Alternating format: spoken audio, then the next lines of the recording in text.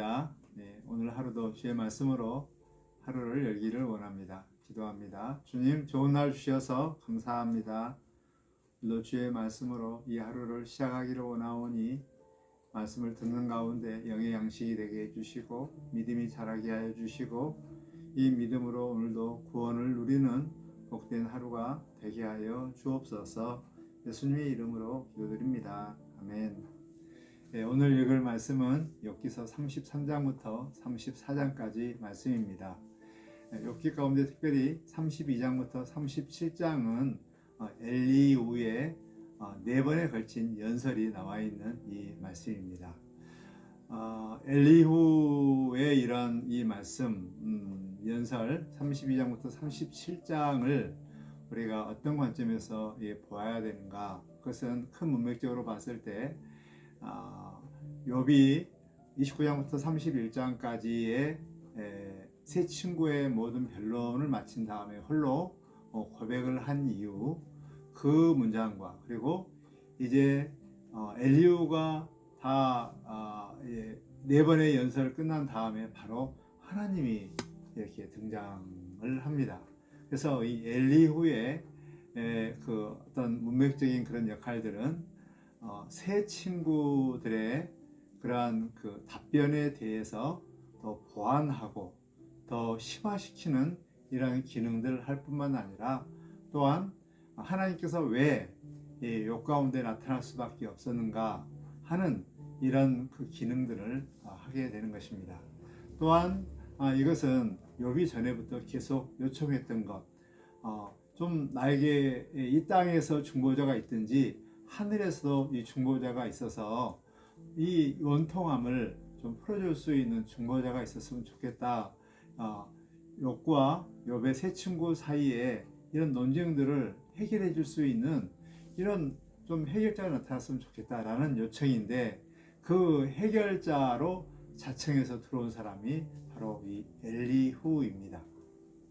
엘리후는 욥과 비슷한 고향에 이렇게 사는 사람인데요.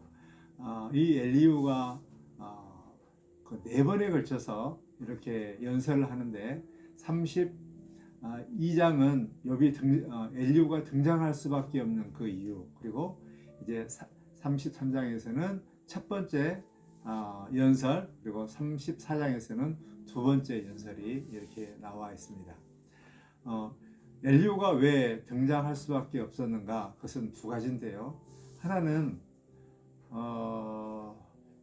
세 친구들이 왜 욥 하나를, 욥이 저렇게 무례하게 또 무죄하다고 너무나도 억울하다고 이야기한 것에 대해서 왜 세 친구들이 그 욥을 확실하게 못 꺾이고 또 못 해결시키는가에 대해서 좀 답답한 나머지 이 세 친구들의 그러한 그 전통적인 인과응보, 이것을 더 새롭게 또 새로운 방향으로 또 심화시키면서 또 욥을 또 회개시키려고 하는 그런 의도가 하나 있고요. 또 두 번째로는 그래서 세 친구들이 너무나도 답답하게 욥을 하나 처리하지 못한 것에 대해서 자기 해결자의 입장으로 이렇게 나오는 것을 볼 수가 있고요.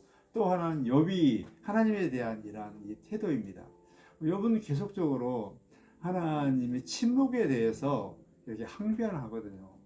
좀 내가 무죄하는데 왜 나한테 이런 고난을 주셨는가, 이 부분들에 대해서 좀 말씀 좀 해보세요. 근데 왜 하나님은 침묵합니까? 정말 이 욥은 하나님에 대해서 너무나도 무례하게 행동한 것에 대해서 이 부분들을 또 해결하기 위해서 이 친구가 이렇게 나오게 됩니다.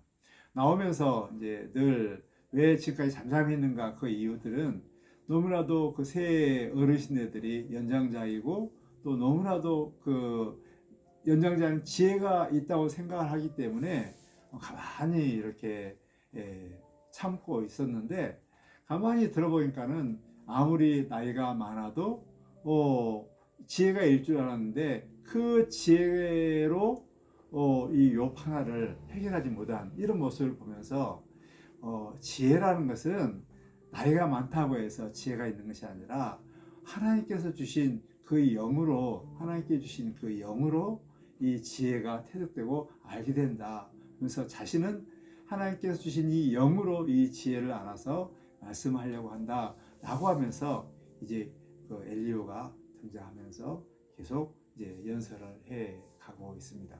그러면서 이제 그 두 가지를 이야기를 하는데 계속 세 친구들의 그런 입장은 욥에 대해서 그 고난, 욥에 대한 고난에 대해서 너무나도 죄와 연결되어서 이 고난을 해석하려고 한 거예요. 분명히 지금 욥이 고난을 받고 있고 참 힘든 고난에 이런 사람들을 사는 거 보니까 분명히 이 욥이 죄를 졌기 때문에 이런 고난을 받을 것이다 라고 하면서 죄와 연결돼서 계속 이야기를 하고 있습니다. 뭐 그 세 친구들이 그런다고 해서 욥이 나는 하나님 앞에 무죄하고 떳떳하게 살았고 이거에 대해서 분명히 죄 진 거에 대해서는 이야기는 하지 못하고 그냥 자기 교리로 논리로만 이렇게 이야기를 하면서 죄와 연결돼서 고난들을 풀어가는데 엘리후는 여기에 대해서 달리 또 한 가지 더 이야기를 합니다. 그것은 우리 인간이 이렇게 고난받는 그 이유가 무엇인가를 어떤 교육적인 측면에서 한 가지 첨가를 합니다. 그래서 질병이나 또 이런 고난과 이런 모든 준 것은 저를 겸손하게 하고 저를 정말 하나님 앞에 더 겸손하게 하여서 망할 것을 예방하기 위해서 또 망하는 길에서 구해내기 위해서 이런 고난을 주셨다라고 하면서 그 고난에 대한 또 다른 측면들을 이렇게 이야기를 하고 있습니다. 또 한 가지 엘리후가 욥에 대한 하나님께서 왜 침묵하는가에 대해서 이제 이야기를 해줍니다. 그것은 하나님께서 침묵한 것이 아니라 하나님께서 다 말을 해도 그것은 우리 인간들이 알아듣지 못하기 때문에 이렇게 그것을 듣지 못한다. 하나님께서는 우리가 잘 때 또 꿈속에서 또 정말 이렇게 이렇게 일상생활 가운데서 하나님께서는 수없이 이렇게 말씀해 주시고 알려주시는데 우리가 그것을 알지 못해서 침묵한다고 생각한 것이지 우리 하나님은 우리에게 얼마나 많은 것을 교훈하시고 또 알려주시는지 문제는 우리가 그것을 알아듣지 못하기 때문에 그렇다라고 하면서 하나님의 침묵에 대해서 이렇게 설명해 가고 있습니다. 엘리후는 이와 같이 세 친구에 대해서도 또 욥에 대해서도 하나님에 대해서도 자기 방식대로 다 풀어가려고 하는 이런 모습들을 볼 수가 있습니다.